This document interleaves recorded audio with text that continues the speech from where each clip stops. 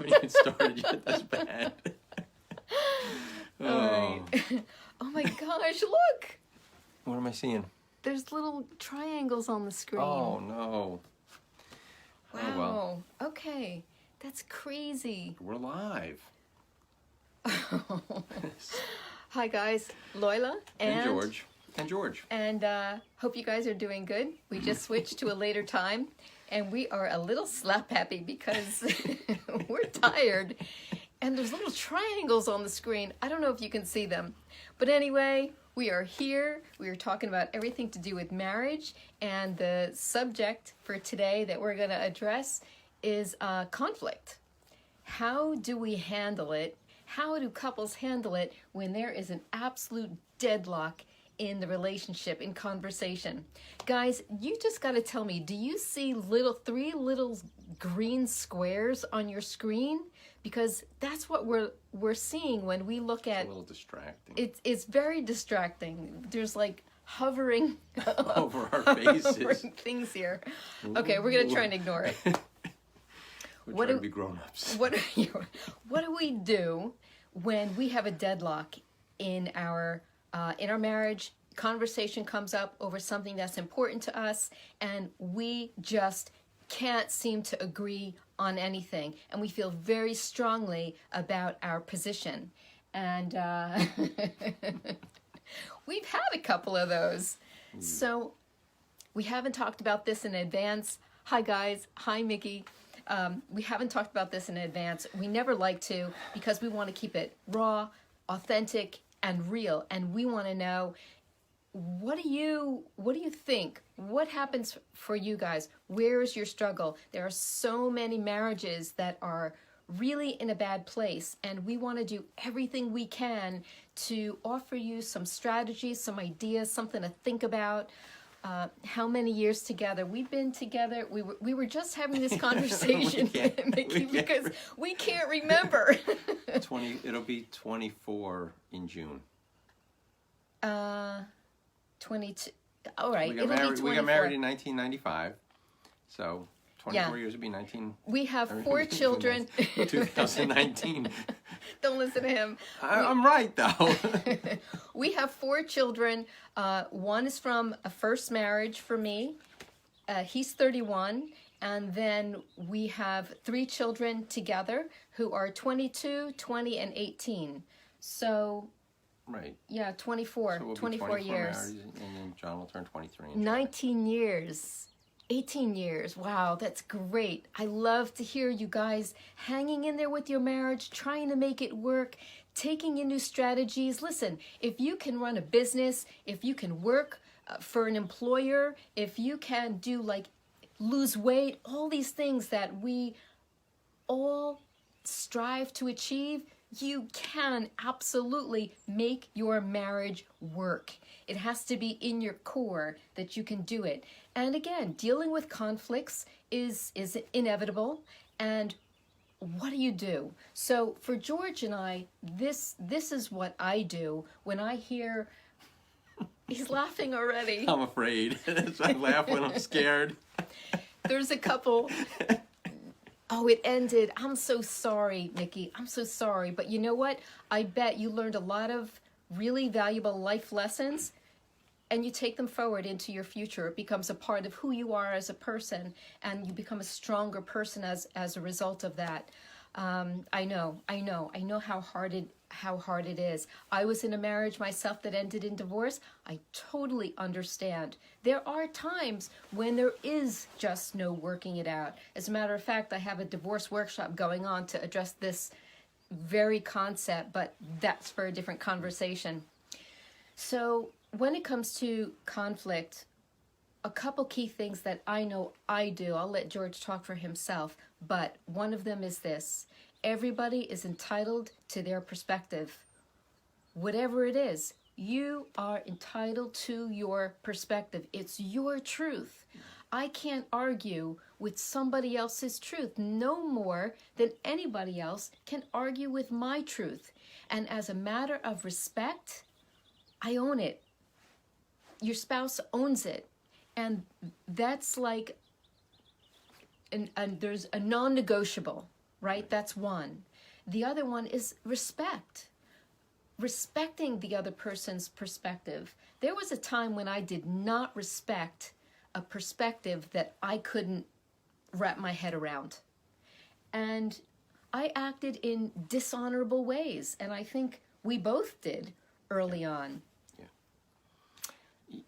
Yeah, I think one of the things you taught me was not to make absolutes. You know, you always do this. You never do that. As soon as you go there, you've lost the respect, you've lost the communication, you've lost the ability, because the other person is immediately going, I don't always do anything. And now instead of focusing on what you're having a disagreement about or a conflict about, you're now focused on the word always or the word never.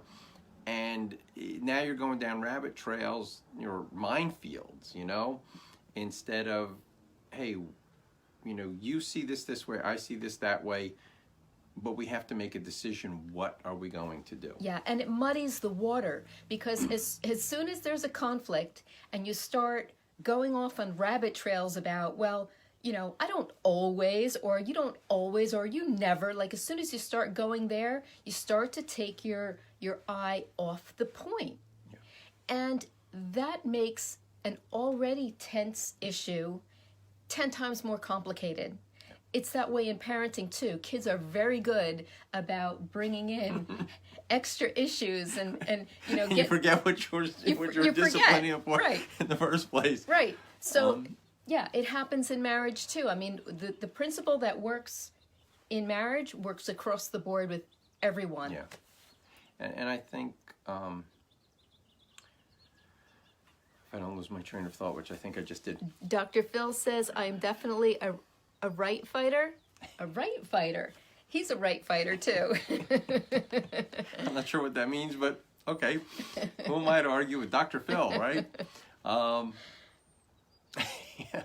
So anyway, getting back to some key concepts that make it work even when there's a deadlock in the relationship. So I've talked about acknowledging the fact that everybody has a perspective. Right. You just have to acknowledge it, accept it, even if it's crazy, like to you seems like delusional. It's still wink, wink. Yeah, I'm joking. I disagree. It's still their right. Everybody has a right to have a perspective, and you don't. You respect it, right? That's right. The second point that we were talking about, is you respect that person's point regardless. And no absolutes. No absolutes. And the right? other thing is, you have to be honest enough with yourself to know what your partner's strengths are, and if they have strengths where you don't. You know, one of our issues way back was money. And I was running a business, I owned my own company, and I felt like, I know how to do this, you can't tell me. But the truth is, Loyola is much better with money than I am. She can take $1 and get $10 worth of merchandise. She just knows how to be smart. She doesn't do debt. She never pays interest. She's just that smart. So if we're having a money conflict, I might be upset that I don't get my way, but I have to be wise enough to go, you know what? She's a gift to me. She has gifts that I don't have. And as angry as I might feel, or as depressed, or as picked on, or whatever thing is going on in my crazy head, I have to go, all right, I'm going to trust you on this one. And, hopefully there's times where she looks at me and says, all right, I'm going to trust you on this. And I think that's important in your relationship. It's okay to have weaknesses. Everybody does. And most of the time in a marriage, one of you will be stronger in certain areas, the other one will be stronger in others. And you have to respect it and remember it at the hardest times. Yeah. Right? And another thing that I just thought of, when my spouse tells me something that I don't like and I don't want to hear and I don't agree with, I have discovered that I don't have to respond. I don't have to respond. I can just think about it. And I think that George has learned to let me just think about it, Yeah. right? I'm not ignoring, right? For when spouses understand, if you are the kind of person that needs and wants time to think about what was just said, that it doesn't mean you are ignoring the issue, but you want to process it.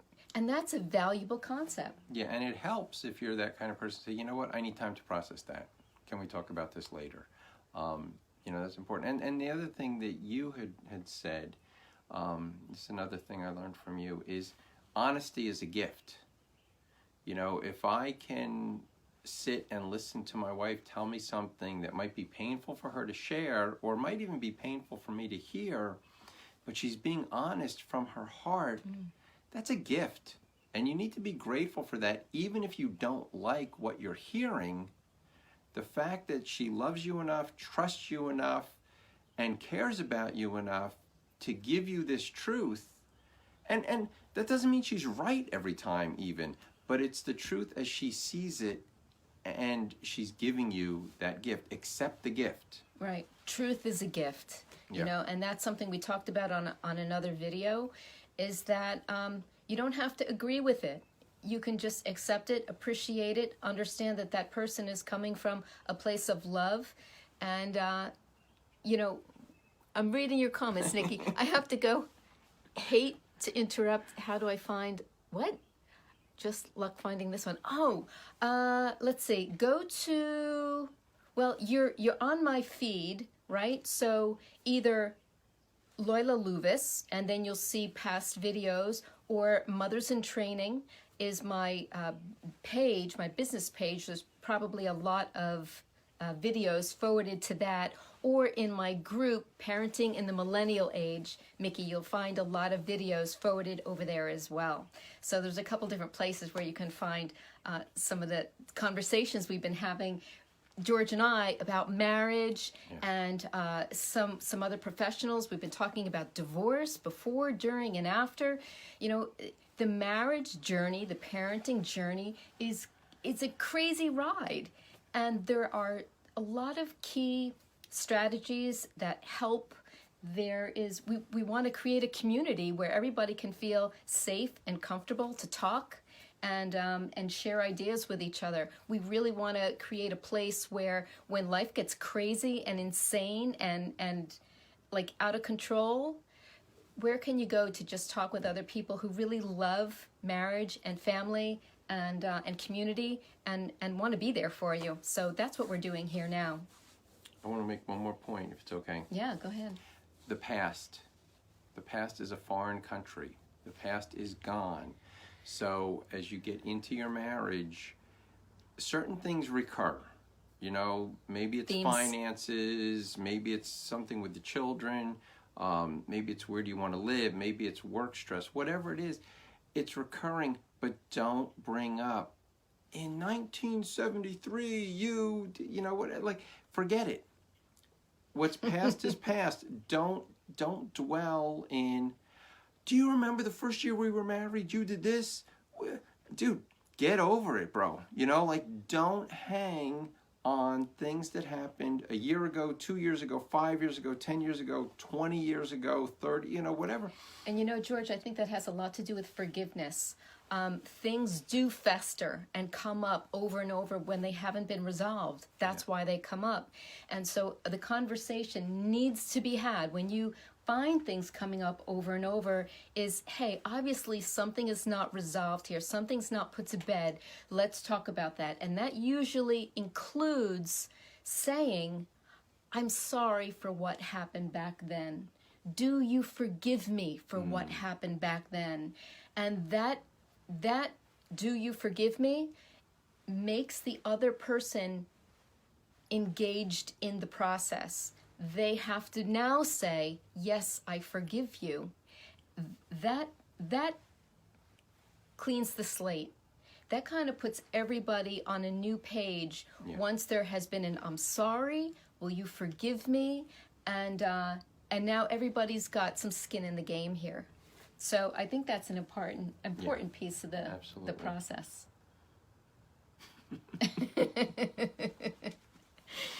So, I like her. Is there anything else that we want to talk about in terms of when you're like this head to head in a conflict? No two people are going to see anything the same way, especially when it comes to parenting.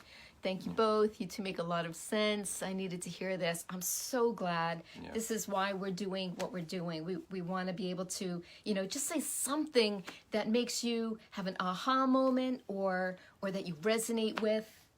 Know that you're not alone. One more thing that just came into my head, and again, I learned this from you. She's smart. Oh man, she's smart. Don't listen to your partner waiting for your chance to make your rebuttal. Listen to your partner, hear your partner, pay attention, and acknowledge. We used to fight, and I couldn't wait to jump in and tell her she was wrong and talk over her and bully her, to my shame, because that was how I grew up. Conflict in my family growing up was you yelled at each other, and then it was over. But it was, I can't say, it was healthy. It was just, Greeks in a diner, we yell at each other, and then 2 minutes later you hug and it's over with. But you can't treat your wife and your children that way. And, we did an exercise. I remember when you started this with me, we just took a pen. And when I held the pen, I was allowed to say what I felt. Then I would hand the pen back to her, and I had to listen while she held the pen and responded and said her point, and then handed the pen back. It seems silly, but holding that thing in your hand or not having it in your hand really, specifies your role, and it's just a very helpful, Right. For me at least, it was a very helpful tool. So two people aren't talking over each other. That was the purpose of the pen in the hand. And also, if things are getting really crazy, record your conversation. Yes. Because so often you think you heard something, and then when you actually listen back on the conversation, it's a bit different than what you thought it was. So that is a really, really valuable tool. That's from experience. Is recording it and hitting replay, playing it back and listening to it. Yeah. Yeah. So anyway, I feel like we just shared a boatload of Watch it over and over. of tools and tips. And send us your questions. Yeah. Thanks for hanging with us. We really enjoyed your company in this conversation, and we'll talk to you again next week. Have a great night. Bye. Bye.